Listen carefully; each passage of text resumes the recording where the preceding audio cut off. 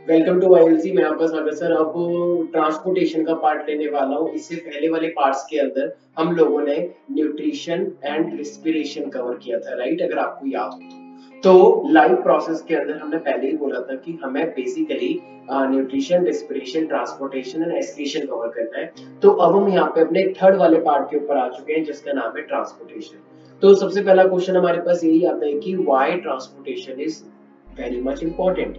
तो अगर हमारे पास ये ट्रांसपोर्टेशन की हम बात कर रहे हैं तो ये सबसे ज्यादा इंपॉर्टेंट क्यों है? ठीक है, तो देखो ट्रांसपोर्टेशन सबसे ज्यादा अपने आप में इंपॉर्टेंट इसीलिए है क्योंकि जितना भी अब तक आपने न्यूट्रिशन लिया तो वो तो डाइजेस्ट सिस्टम में डाइजेस्ट हुआ, राइट? पूरा का पूरा ब्रेक डाउन हुआ। तो उसे पूरे बॉडी पार्ट्स तक किसने पहुंचाया था? तो उसे बॉडी पार्ट्स तक ब्लड ने ही तो पहुंचाया था।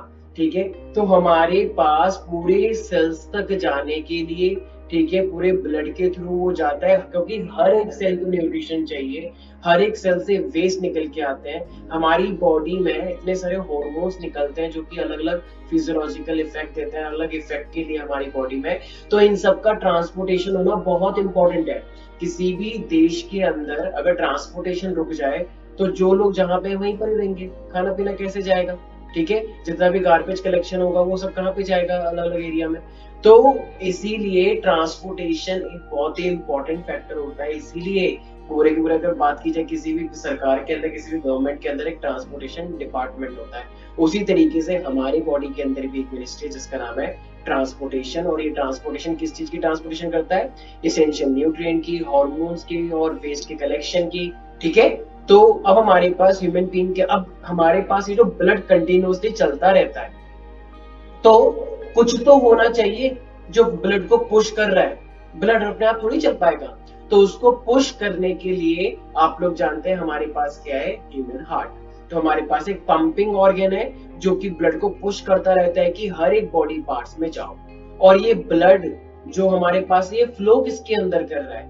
वो क्या चीज है जिसके अंदर ये पूरा का पूरा ब्लड फ्लो कर रहा है? तो हमारे पास बहुत सारी ब्लड वेसल्स होती हैं। ठीक है, तो ये जो इस तरीके से स्ट्रक्चर होता है, पाइप जैसा स्ट्रक्चर, ठीक है, तो इन्हीं को हम बोलते हैं ब्लड वेसल, जिनके अंदर ये ब्लड फ्लो करता है। हमारे हाथ में भी आप ये देख पाएंगे, यहाँ पे इतनी सारी ब्लड वेसल्स दिखती है, राइट? तो ये जो ब्लड वेसल्स हमें दिखती है तो ये सब क्या है?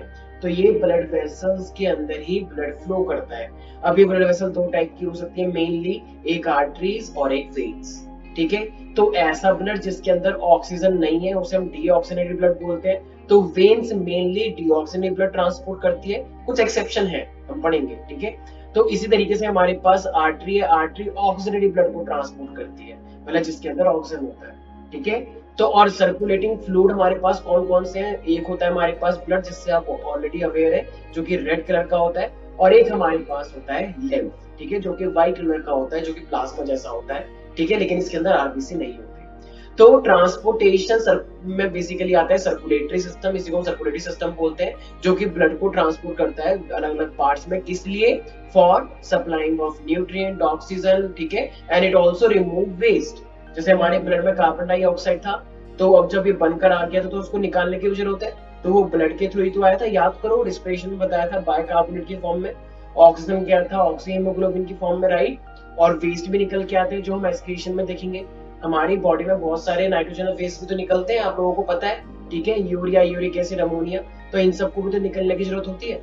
तो ये सब वेस्ट की भी ट्रांसपोर्टेशन कौन करता है? ये ट्रांसपोर्टेशन सिस्टम। ठीक है, तो आप लोग जानते हैं हमारे पास हमारी बॉडी में ये हार्ट होता है। ठीक है, तो ये अभी हम पूरा हार्ट का स्ट्रक्चर पढ़ेंगे। आप लोग जानते हैं हमारे हार्ट के अंदर एक्चुअली में 4 चैम्बर होते हैं। ठीक है, तो ये जो आप अगर देख पाएंगे तो हमारे पास चैम्बर नंबर 1, 2, 3 एंड 4, राइट? तो ऊपर के जो चैम्बर है इनको हम ऑरिकल्स बोलते हैं, या फिर आप एट्रियम भी बोल सकते हैं। और नीचे के जो चैम्बर होते हैं उन्हें हम वेंट्रिकल्स बोलते हैं। ठीक है, और इनके साथ ही पूरा जुड़ा होता है आर्टरीज और वेन का एक पूरा का पूरा नेटवर्क। ठीक है, तो हमारे पास आर्टरीज और वेन वेसल्स होती है। अच्छा, ये आर्टरीज और वेन एक्चुअली में जब जाती है तो हमारे पूरे बॉडी पार्ट्स में ये आर्टरीज और वेन इतना डिवाइड करते हैं, इतना डिवाइड करते हैं। मान लो कोई भी एक आर्टरी है, तो ये आर्टरी आपस में इतना ज्यादा स्मॉल स्मॉल नेटवर्क बनाते हैं, इतने इतने छोटे छोटे ये ब्लड वेसल्स बन जाते हैं। तो ये क्योंकि हर एक सेल तक इनको ब्लड ट्रांसपोर्ट करना है,